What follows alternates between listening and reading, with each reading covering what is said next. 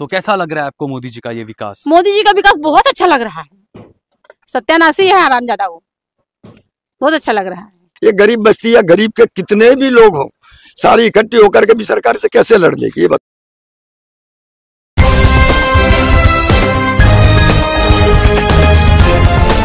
देश और दुनिया की तमाम छोटी और बड़ी खबरों के लिए हमारे चैनल को सब्सक्राइब करना न भूलें और बेल का बटन जरूर दबाएं।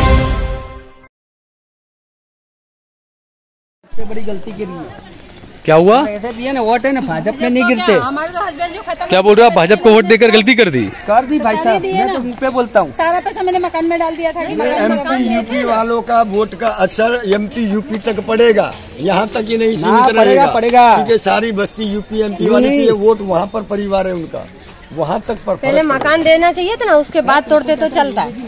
मकान तोड़ दिया, सामान भी आधा तो नहीं निकालता, इसमें भी छोटा सा दे रहा है, थोड़ा बड़ा दे तो भी चले। और बच्चे शादी लायक हो गए, हमारे हस्बैंड का भी ऑपरेशन हुआ, बच्चे हमारी शादी को भी कहाँ जाए, भाड़े पे रह रहा है, 15,000 भाड़े पे और 7,000 दे रहा है। ये तकलीफ है। हाँ वही तो, और ऐसा नहीं वो छोटा सा बता रहा है, बोले छोटा सा देंगे, कब देंगे, अपने व्यवस्थित दें। बड़ा तो चलो कोई बात नहीं, तोड़ दिया, रहने के लिए व्यवस्थित तो दें।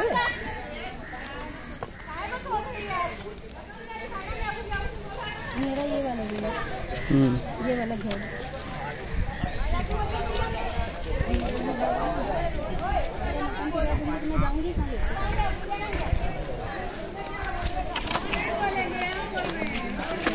आप कहाँ से हैं? सर हम यूपी से हैं। यूपी किस जगह से? झांसी से।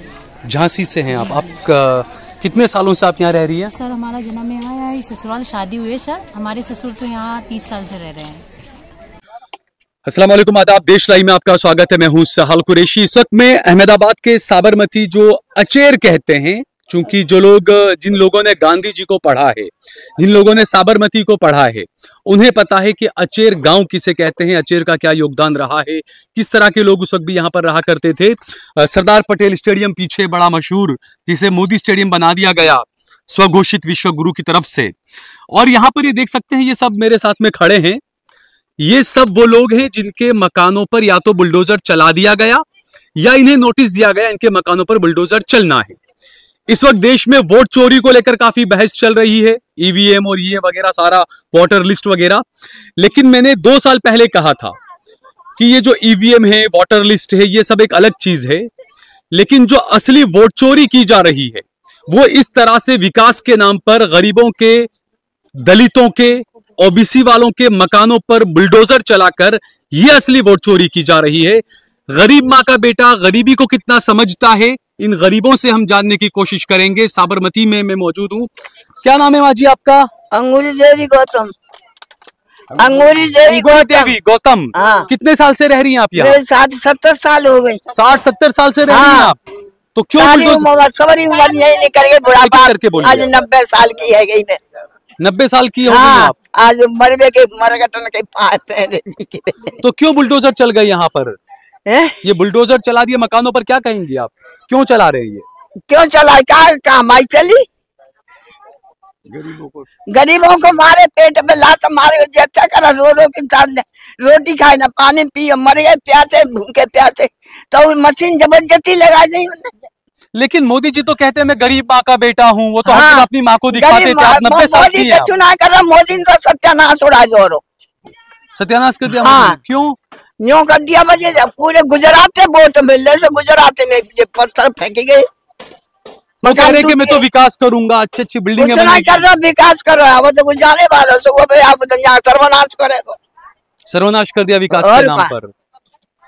और वो क्या करेगा? भलाई अब तो क्या भलो करेगा? गरीबन के पेट पर लाश मार दे, तेरे बेघर रह गए, घर के बेघर रह गए, जिंदगी निकल गई, आंखें में आंसू ले लेके गए, बच्चा ने बेचारे ने गोदी में ले लेके अस्पतालों ने छुट्टी ले लेके भागे। ऐसा अत्याचार, इतना अत्याचार नहीं होना चाहिए जो अब अत्याचार करना चाहिए उसको। अति कर दिया आप ये कह रहे हैं? बहुत अत्याचार कर रहे हो जाते। तो वोट भर भर के दिया लोगों ने मोदी जी को विकास के नाम पर। हाँ, खूब लिए उसने। गुजरात विकास करेंगे हम। मोदी गुजरात में से ही वोट मिलते थे, विकास सामने। हाँ, गुजरात में थे वोट मिलते और मोदी ने गुजरात पे ही सोने के पेट पे लात मार दी है।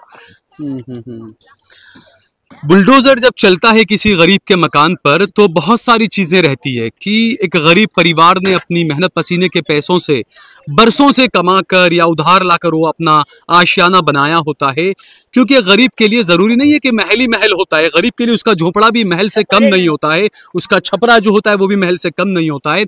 इसके अलावा यहाँ पर मेरे साथ में एक मौजूद है कि बुलडोजर का असर कैसे, इनके घर में इनकी महिला कोई थी, वो प्रेग्नेंट थी, 6 महीने हुए थे, लेकिन इसी धक्का मुक्की के अंदर मिसकैरेज भी हो गया, तो ये भी एक झटका लगा है। गरीबों में बहुत झटके लगते हैं। क्या नाम है आपका? धर्मेंद्र कुमार गौतम। अच्छा, क्या हुआ था ये आपकी? ऐसा है, यहाँ पे हम पुलिस वाले आए थे, सब रोक राट कर रहे थे पर कोई रुक नहीं रहा था, और हम रोकने की कोशिश कर रहे थे तो हमारे को धक्का मुक्की कर रहे थे, जिसमें उस वक्त मेरी घरवाली मेरे 3 महीने के बच्चा घर लेके बैठी थी। वो भी 30 साल बाद मेरे घर में खुशी आने वाली थी। 30 साल बाद आपके घर में खुशी आने वाली थी? वो ऐसे धक्का मुक्की में मतलब उसको थोड़ा धक्का लगा, वो गिर गई, तो उसके बाद उसका थोड़ा। किसे जिम्मेदार मानते हैं आप इसके लिए? अब मैं किसको कह सकता हूँ, 50 भीड़ में पुलिस वाले भी थे, सरकारी म्युनिसिपालिटी वाले भी थे, सरकार बीजेपी के कार्यकर्ता भी बहुत ऐसे काफी लोग थे जो मेरी 30 साल की खुशी को खा गए। मकान तो खाया मेरे घर की 30 साल की खुशी को भी खा गए। जो मुझे 30 साल बाद एक हर्षो उल्लास की खुशी आने वाली थी उसको भी निकल गए वो लोग। खुशी तो छीनी और गम भी दे दिया, मकान गम भी दे दिया। और जिंदगी में मेरे माँ बापों ने बना के जाने कैसे कैसे बना के, और मैं कैंसर का मरीज हूँ, मैं अपना इलाज करता। जो अभी मेरी बात करे थे वो मेरी मम्मी है, ये मेरी माँ है, जिसकी उम्र 70 साल यहाँ पे गुजर के निकल गई। मेरा जन्म इस जगह का, मेरी उम्र आज 55 साल है। अब कैंसर के मरीज और मैं कैंसर का मरीज और कमाता हूँ नहीं, माँ की पेंशन आ रही है, इस पर जी चल रहा है।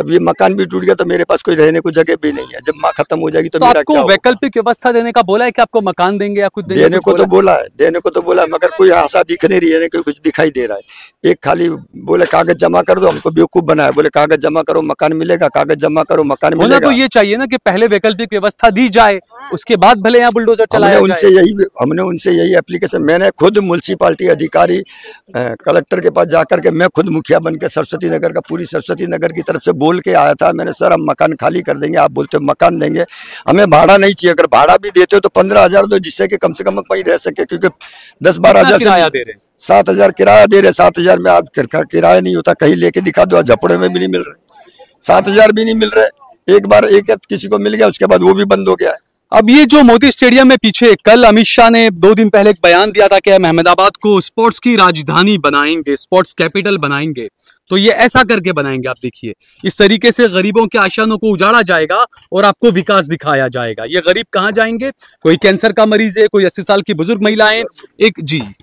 सबसे बड़ी बात यह है कि लोगों को आश्वासन देते हैं कि हम मकान बना के दे रहे हैं, करोड़ों के मकान दे रहे हैं, 2 लाख 4 लाख मकान गरीबों को बना के दे रहे हैं। रियलिटी में वो मकान बना के नहीं दे रहे। गरीबों के मकानों को तोड़ करके लाखों में खरीद करके करोड़ों में बिल्डरों को बेच रहे, जो कि जिसकी मेरे ख्याल से कीमत आज यहाँ 1 करोड़ रुपए बीघा की होगी, जो 10-20 हजार रुपए के हिसाब से वो खरीद रहे हैं और बिल्डरों को बेच रहे हैं। अरे पर मोदी जी तो कहते मैं तो गरीबों का बहुत ख्याल रखता हूं। उसके बाद भी मैं एक चीज ये कहना चाहूंगा कि जो ये कहते हैं कि गरीबों को मकान दे रहे, गरीबों की झोपड़ी तोड़ करके, उनके आसियानों को छीन करके, अगर 10,000 मकानों को तोड़ करके किसी को 500 मकान दे दे तो वो मकान देना नहीं होता है। यहाँ पर यही घटना हो रही है कि 10,000 के मकान तोड़ दिए गए और 500 को मकान। और कई जगहों पर यह भी हुआ है कि अच्छे बड़े मकान थे आप लोगों के, 2 BHK 3 BHK, लेकिन जिनको देने की बात की गई तो वो सिर्फ 1 रूम और किचन है, तो 3-4 बच्चे वो कहाँ जाएंगे? मेरा खुद का घर जो था, वो घर मेरा कम से कम 10 कमरों का था, उसमें बोल रहे कि 1 BHK मिलेगा, अगर ज्यादा बोलोगे तो ये भी नहीं मिलेगा। ऐसा कहा? किसने कहा ये?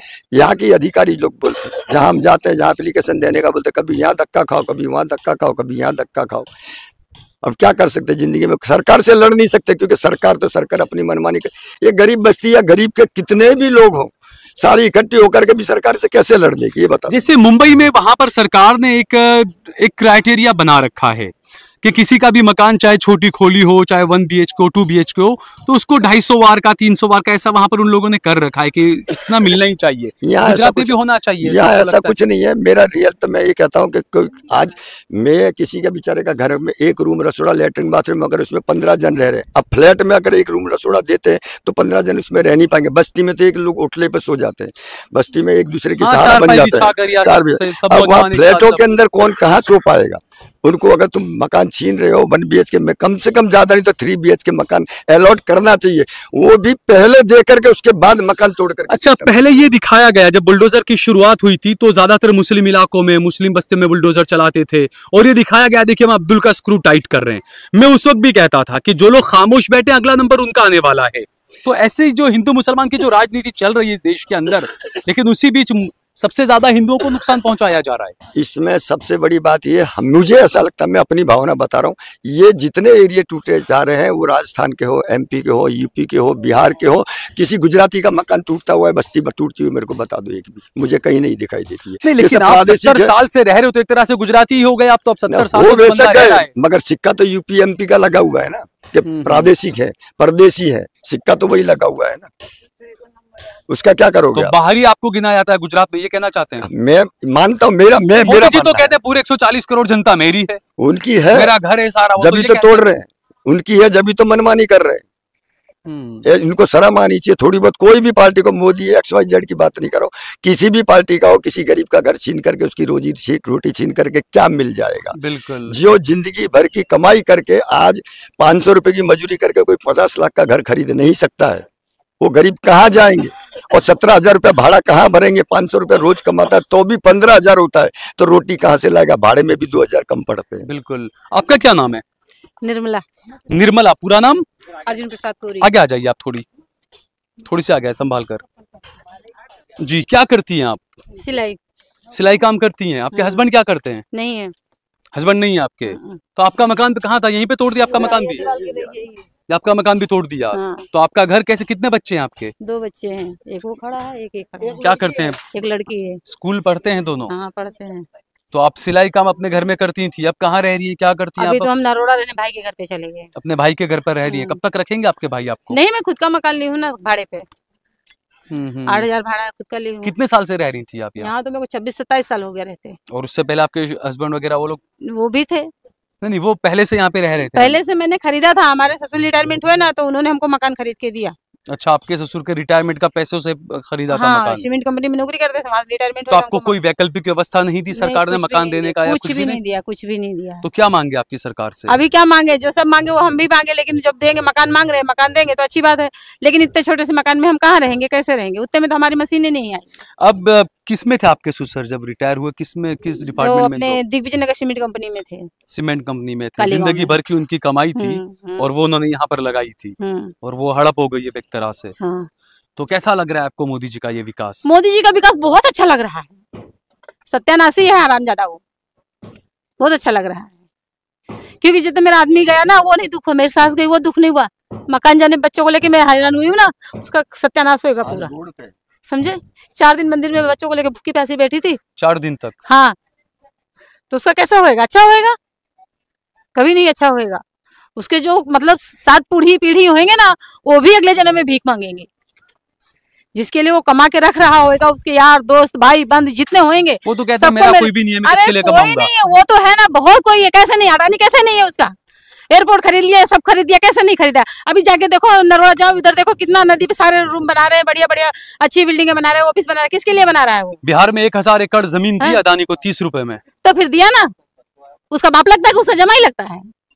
मोदी जी कहते हैं मैं गरीब माँ का बेटा हूँ, मैं गरीबी को बहुत करीब से मैंने देखा और समझ वो तो देखा है, वो तो समझा है, सब देखा होगा वो तो समझ सकते हैं वो गरीबी को। आपको लगता है? अगर वो समझता ना तो हमारे जैसे को बर्बाद नहीं करता जी, हमारे जैसे को बर्बाद नहीं करता। अगर वो समझता होता ना गरीबों को कौन समझता है? जिसके ऊपर गरीबी होगी वो समझेगा, वो लोग क्या समझेंगे हमारे जैसों को? अच्छा, कल परसों अमित शाह ने अहमदाबाद ने कहा कि अहमदाबाद को स्पोर्ट्स का पूरा हब तो बना रहा है ना, उसको हमारे लोग के किस काम में? हमारे लोग का किस काम में? हमारा बच्चा स्कूल आता है, मालूम है 100 रुपया रोज का भाड़ा लगता है, नरोड़ा से चांदखेड़ा पढ़ने आता है। ले लो थोड़ा, देखो मकान अपने आप तोड़ करके जा रहे हैं, समझे? वो नरोड़ा से यहाँ आता, रोज का 100 रुपया भाड़ा लगता है, कहाँ से ला के दे? मोदी हमको देंगे? बोलो। ये बच्चा पढ़ने नहीं जाता अब डर के मारे। क्या डर के मारे? क्या क्यों? उसको बस में आने जाने में दिक्कत पड़ती है, ऑटो में दिक्कत पड़ती है। इसको हार्ट की बीमारी नहीं, अच्छा, किडनी में है, उसको तकलीफ है थोड़ी। किडनी की तकलीफ है बच्चे को। इसका इलाज करावे के मकान का भाड़ा देकर क्या कर सकते हैं बताओ आप? अब वो कहेंगे हमने आयुष्मान कार्ड दिया है, फ्री में आयुष्मान इलाज कार्ड होगा। किस काम का? अभी बीमार पड़ जाएगा, जाएंगे तो हॉस्पिटल में 10,000 रुपया भरो तो एडमिट करेंगे। तो वो तो कहते हैं आयुष्मान कार्ड चल जाता है। कैसे चल जाता है? जब एडमिट करोगे तब ले देंगे, तो भी 2-4 दिन धक्का खाओ, रिपोर्ट कराओ, तो फिर उसके बाहर से लानी पड़ती है, सब चीज बाहर से लाना पड़ता है। आयुष्मान कार्ड लेके जाओ ना, अभी अगर अचानक कोई दिक्कत पड़ गई ना तो आपको पहले पैसे भरने पड़ेंगे, और जो केस भरे होगे ना वो वापस नहीं देंगे केसलेस हमको, वो तो गया।